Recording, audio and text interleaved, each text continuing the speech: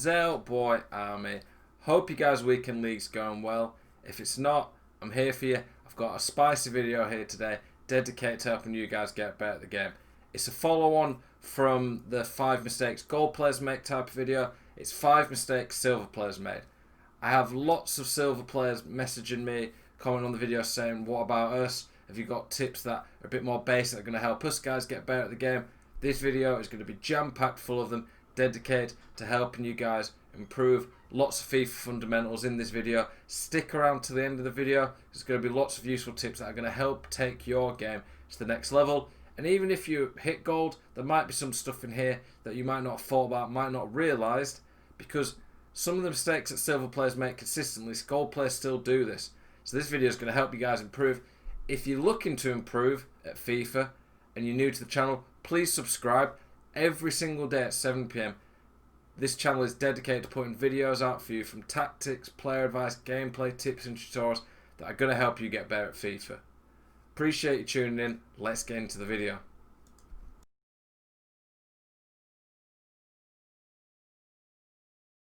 The first tip that we're going to have in this video is team setup. I didn't realise how many people didn't know about this, but it's worth me going into some depth to explain it to you guys because it'll help a lot of you out. Setting up your team to get 100 chemistry in the squad screen is important because I've seen lots of people, and I've had lots of people in coaching sessions to talk to me about this. And by the way, if you're ever interested in private coaching with me, then Twitter is probably the best place to contact me. Instagram as well. It does cost though, because I get people asking me, is it free? But yeah, that's the best place to contact me. Setting up your team, a lot of people thought you have to set up your formation that you want to play in game here. For me, I start in the 4-3-3 third variation simply just to get chemistry. I'm not going to play Lucas Moura at CDM. I'm not playing a talent right wing because I don't like playing wingers in terms of left wing and right wing. My formation in game is the 4-2-3-1. But if you can see here, all the players in this team except for Sanchez have 10 chemistry.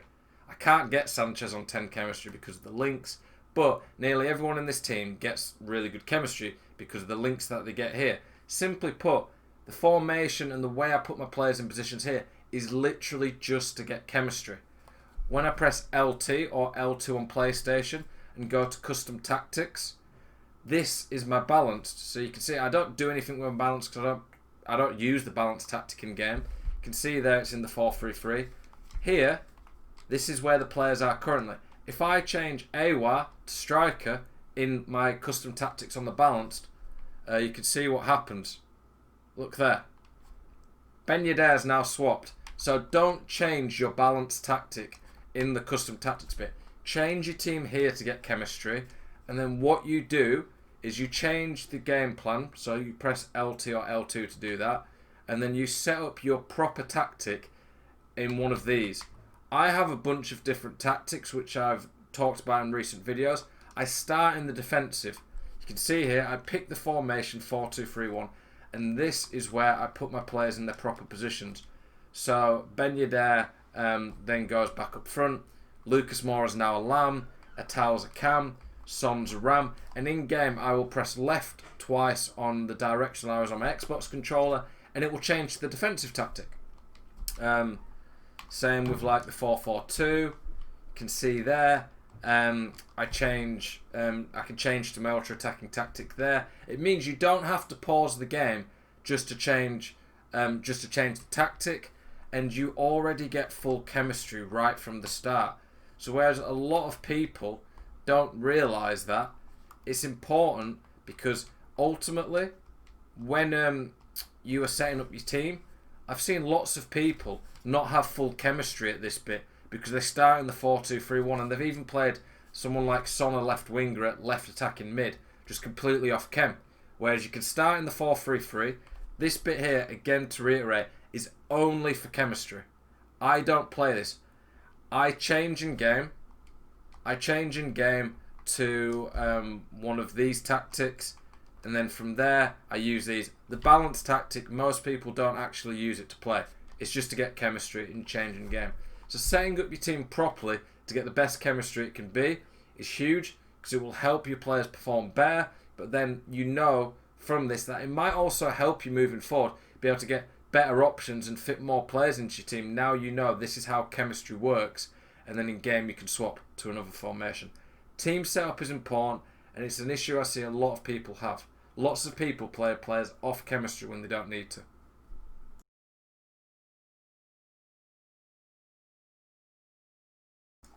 Okay, the second tip that I want to talk about is giving up too much space. One of the problems that I find that I see in silver players' gameplay a lot is that they're trying to mark dangerous areas, or they try go for the ball quick, but they end up diving in and then end up giving way too much space. So here's 2 clips from a coaching session I did with someone. He said that I was fine to use his clips. You can see here 2 goals that he concedes. You can see here, no one's in front of there. There's all this space for the opponent to run into. He tries to chase it with a CDM, like, fair enough, he tries to get there. But ultimately, that CDM, this guy here should be there. He should be there already, protecting his defence.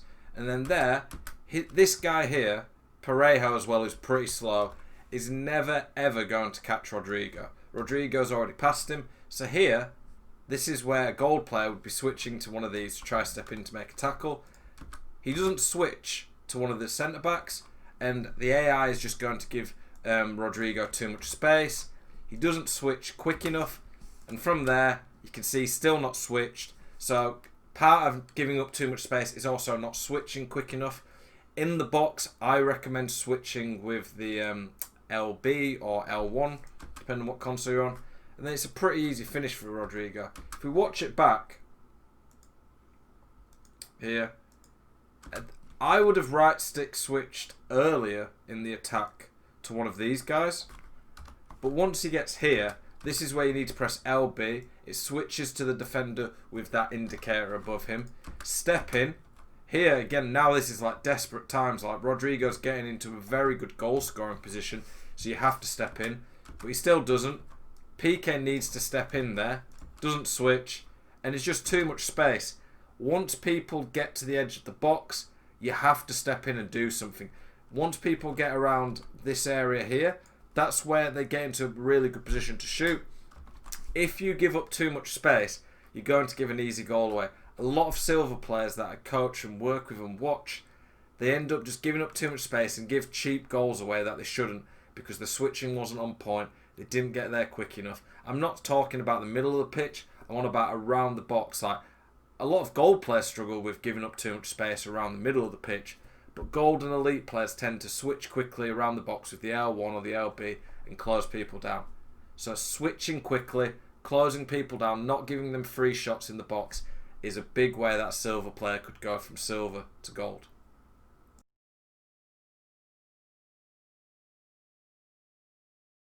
Tip 3 is forcing too many passes.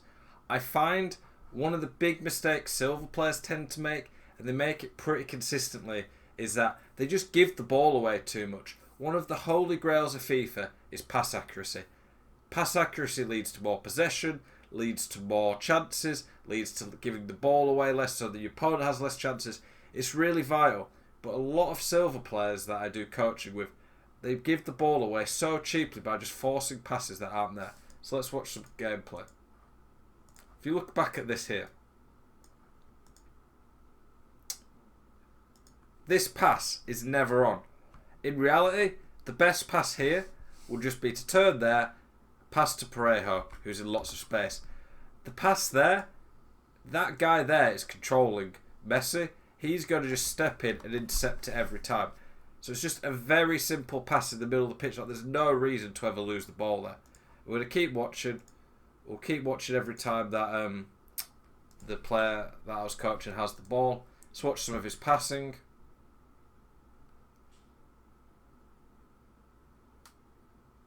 Bit of a risky one, but not too bad. Okay, there again. Straight away. Next attack, in a few passes, he's already done it again. So look there. This pass here, he's got 6'4" Laurent Blanc stood right in this zone. That pass is never going to work. 100 out of 100 times it'll get intercepted. One of the big things I talk about in videos is going backwards to go forwards. It's a common theme in nearly every Silver player's gameplays that I analyse. They never seem to go backwards. I talk about using the wings a lot more, going backwards, using the space that you get on the pitch, but a lot of the time Silver players seem to be focused on just getting the ball forward as quick as they can, and they end up recycling possession back to the opponent far too easily, and that is one of the major things that hinders them. It's very simple, FIFA fundamentals. Give the ball away and your opponent can score, you can't. Keep the ball and you can score and your opponent can't. So by simply upping your pass accuracy, not going for silly passes, not forcing passes that aren't there, you will instantly become a better player. I'm not saying always go backwards, time waste between your defenders. Far from it. But playing safer, not giving away the ball in silly areas will instantly improve your game drastically. If there's a single tip that I can give on this video that will help you improve from silver to gold, it's really, really focus on your passing. Do your absolute best to just up your pass accuracy. Look at the space you get given on the pitch. Be more careful with that, and it will instantly improve your game and make you a far better player.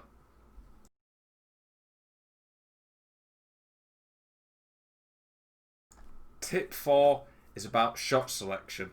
Now, this is one of the big skill gap separators, all the way from people who can't qualify for Weekend League, to silver, to gold, to elite, to top 100, to even the very best pros.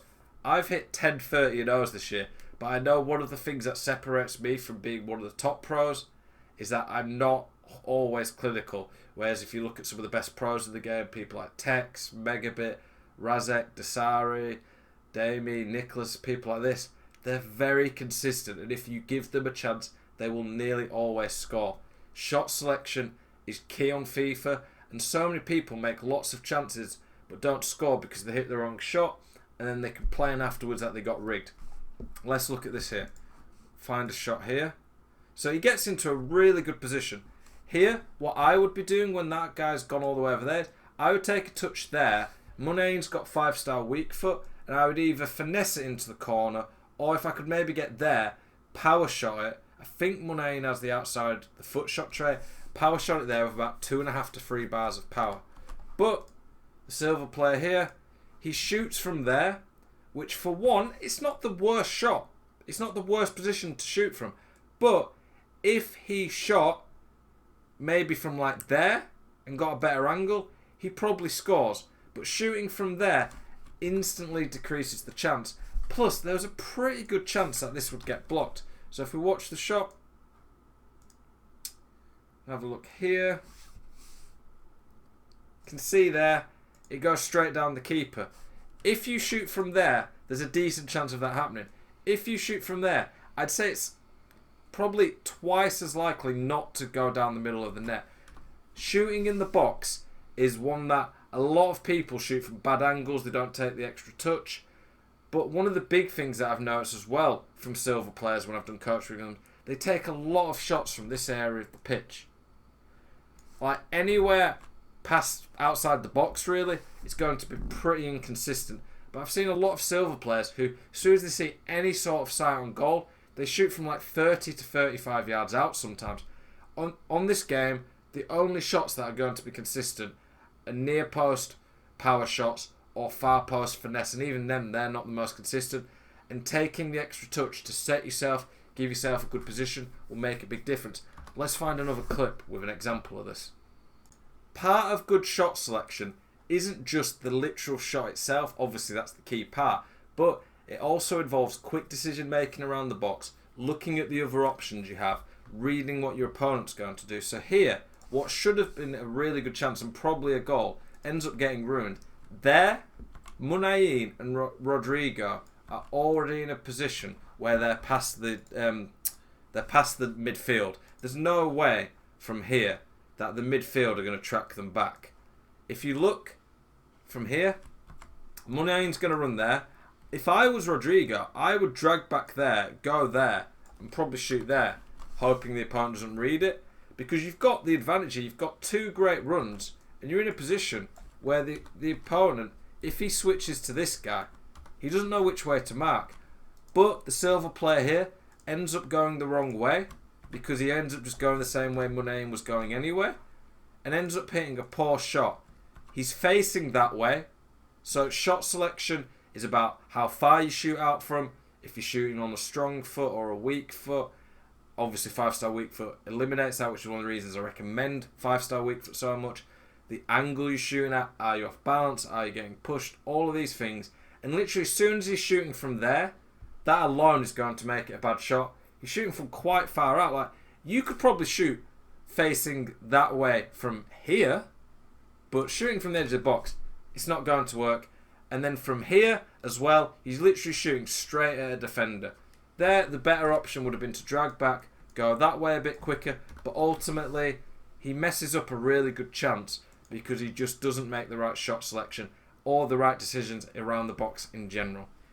Good shot selection will instantly up your amount of wins you get every weekend because you'll be a lot more clinical with the chances.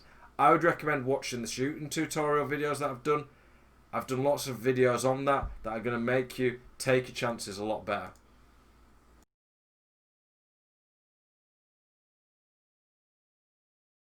One of the most common mistakes that I see silver players make, and this is the fifth and final tip, is taking too long on the ball. It's just like in real football. The higher up you go, the better the skill level you get to, the less time you have on the ball.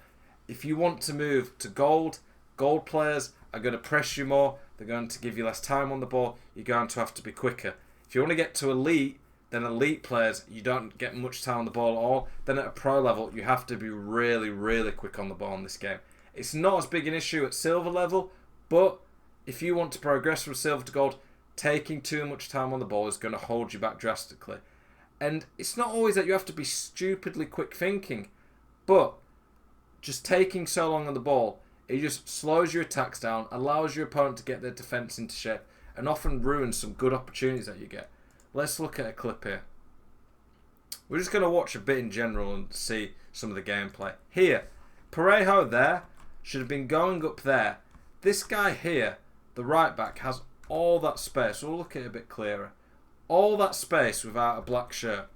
That is an acre of space that the right back could have gone in. It gives him more time on the ball. He didn't have to be really quick, but like that, he had 3 or 4 touches with Parejo here before he ends up getting tackled. But if he'd have passed it out there and just used the space and gone wide, gone backwards a little bit, it would have helped him drastically keeping the ball. He does not get tackled here, but he really should have been. Let's watch a bit more. See here, it's just quite slow. If you watch this clip, let's have a look how many seconds he holds it. 53 he gets it. You can see at the bottom corner here.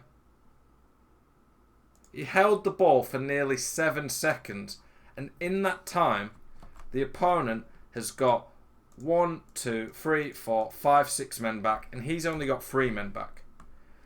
Part of the issue here might be in his tactics, that he's not got his centre defensive mids to get forward and help him, which is one of the reasons I recommend balanced CDMs, because for me, it's absolutely vital having enough options in attack. And one of the reasons that silver players I find tend to struggle in the attack and take too long on the ball is because they just don't have enough options there. Having lots of options will help you be quicker in the attack, so that's why I recommend trying my tactics out with balanced CDMs to help you get forward in the 4-2-3-1. Some of the other tips I'd give for helping with it is look backwards, look to the wings, look where you've got men in lots of space, lift your head up a bit more, look at the runs your players are making, because when you take 7 seconds on the ball in the attack like that, it's just going to be so easy for your opponent to have all the time in the world to get in shape. And ultimately, you can look here, when he does this, so he gets the ball, he's not really doing anything here, he's barely moved forward, and then when he gets there, the team are in shape, it's too easy to defend, and he ends up losing the ball. Taking too long on the ball is really going to hurt your chances of breaking opponents down. And to score goals, you need to be able to break your opponents down. Boys, really hope you've enjoyed the video. Thank you so much for watching. I'll be back tomorrow. Not fully decided yet what my video for tomorrow is going to be, so please let me know in the comments if there's anything you'd like to see in particular. Stick around right to the end of the video because I'm going to give you a little recap at the end. I appreciate you guys. Love the support you guys show me. Have a spicy evening and good luck the rest of your weekend league.